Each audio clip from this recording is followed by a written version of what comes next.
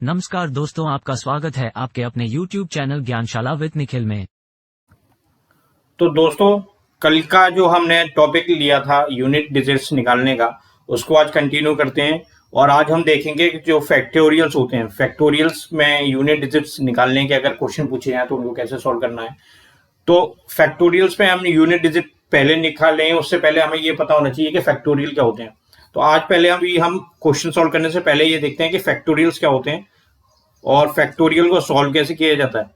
तो जब तक हमें ये ना पता होगा कि हम फैक्टोरियल क्या होते हैं और फैक्टोरियल को सॉल्व कैसे करते हैं, तो हम उन क्वेश्चंस को सॉल्व ही नहीं कर पाएंगे जिनमें हम फैक्टोरियल में यूनिट डिजिट पूछी होगी।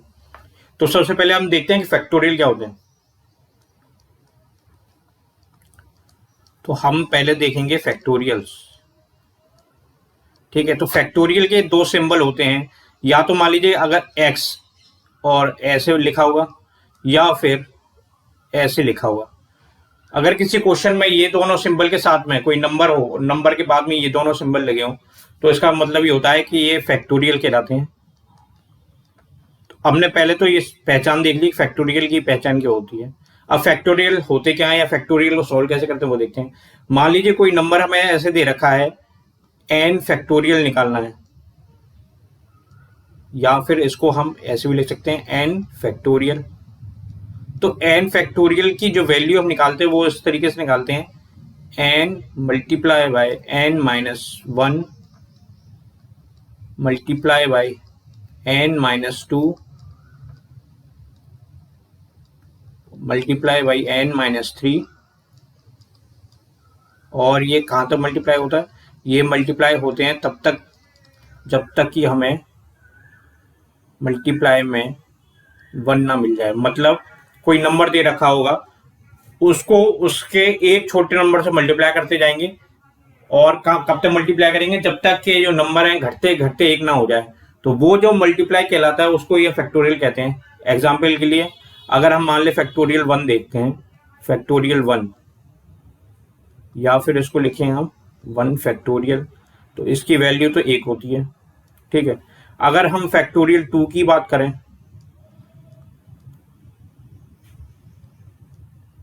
तो इसको लिखते हैं, एन लिखेंगे पहले, एन हो गया 2, फिर एन माइनस 1 लिखेंगे तो ये हो जाएगा 1। अब क्योंकि अब 1 आ गया तो मल्टीप्लीकेशन हम छोड़ देंगे, तो फैक्टोरियल 2 की वैल्यू होती है 2। फैक्टोरियल 3 कैसे लिखते हैं? फैक्टोरियल 3 ये आएगा एन, एन हो गया 3, फिर एन माइनस 1 2 हो जाएगा, एन माइनस 2 1 हो जाएगा, तो इसकी वैल्यू हो गई 6। ऐसे ही हमें कोई भी नंबर दे रखा होगा तो हम उसका फैक्टोरियल निकाल सकते हैं। मान लीजिए फैक्टोरियल एक्स है, या फिर इसको हम एक्स फैक्टोरियल भी लिख सकते हैं। तो ये क्या हो जाएगा, x multiply by x minus 1 multiply by x minus 2, कहाँ तक ये चलेगा? जब मल्टीप्लाई होगा 1 तक। ठीक है, तो हमें ये तो पता चल गया कि अगर हमें फैक्टोरियल दे रखा हो तो फैक्टोरियल को सॉल्व कैसे करेंगे। अब हम देखते हैं कि कोई अगर फैक्टोरियल दे रखा है तो उसकी यूनिट डिजिट्स कैसे निकालेंगे। तो आज के जो क्वेश्चन होंगे वो आप शुरू करते हैं। पहला क्वेश्चन कहता है फैक्टोरियल 4 में इकाई अंक क्या होगा। तो फैक्टोरियल 4 को जब हम तोड़ेंगे तो हम लिख सकते हैं फैक्टोरियल 4 को 4 multiply by 3 multiply by 2 multiply by 1।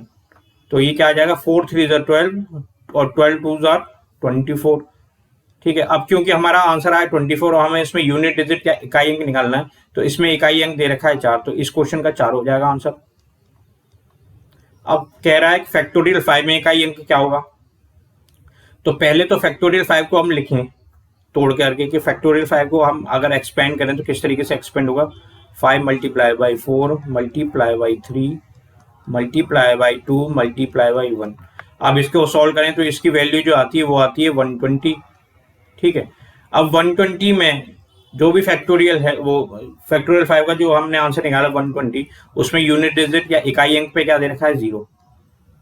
क्या दे रखा है, 0। तो इस फैक्टोरियल का मतलब फैक्टोरियल 5 का जो यूनिट डिजिट आएगी वो आएगी 0।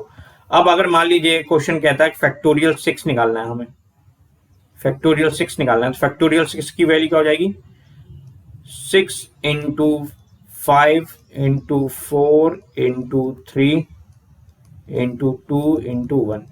ठीक है, अब हमने फैक्टोरियल 5 की वैल्यू क्या निकाली थी यहाँ पे 120, तो फैक्टोरियल 6 की कितनी हो जाएगी 720, कितनी हो जाएगी 720।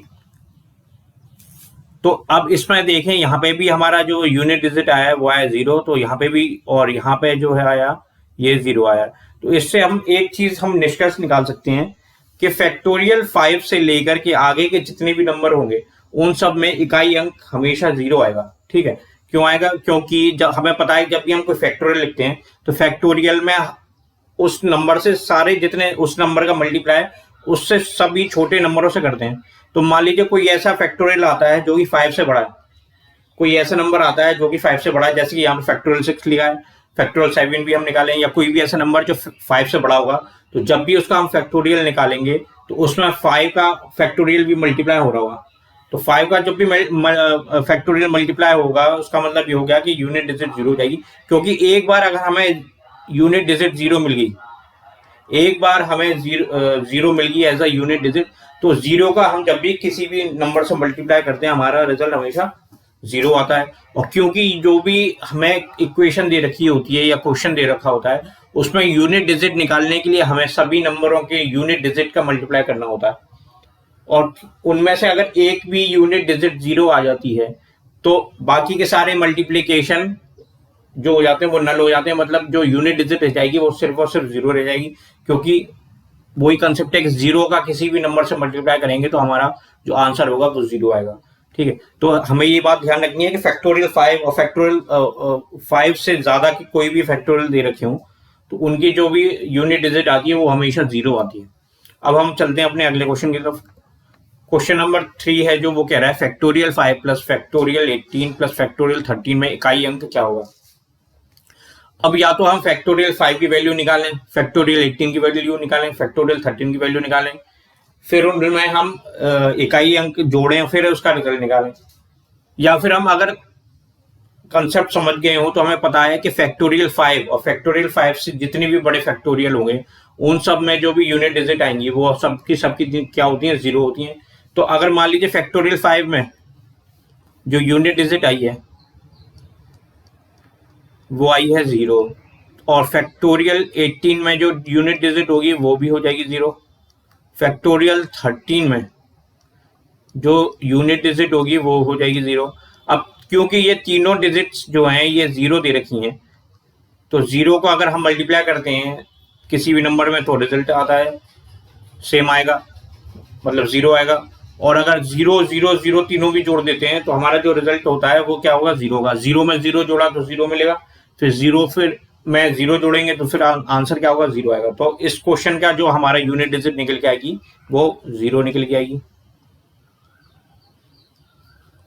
फैक्टोरियल 5 में यूनिट डिजिट 0, फैक्टोरियल 18 में भी यूनिट डिजिट 0 और फैक्टोरियल 13 में भी यूनिट डिजिट 0, तीनों यूनिट डिजिट्स को जोड़ा तो हमें आंसर क्या मिला 0 मिला। अब चलते हैं अपने अगले क्वेश्चन की तरफ। तो फोर्थ क्वेश्चन क्या कहता है, फोर्थ क्वेश्चन कह रहा है फैक्टोरियल 3 की पावर 52 में इकाई अंक क्या होगा ये बताना है। तो इस क्वेश्चन को सॉल्व करने के लिए हमारे पास दो कंसेप्ट हमें पता होने चाहिए, एक तो फैक्टोरियल सॉल्व करना और फिर पावर निकालना, या पावर की वजह से जो यूनिट डिजिट पे फर्क पड़ता है वो निकालना।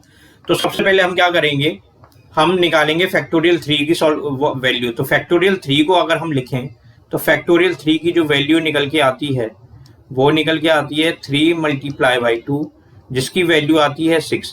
अब हम या तो फैक्टोरियल 3 की पावर 52 लिखें या फिर हम सीधे सीधे 6 की पावर 52 भी सॉल्व कर सकते हैं। तो अब हम क्या करेंगे 6 की पावर 52 को सॉल्व करने की कोशिश करेंगे।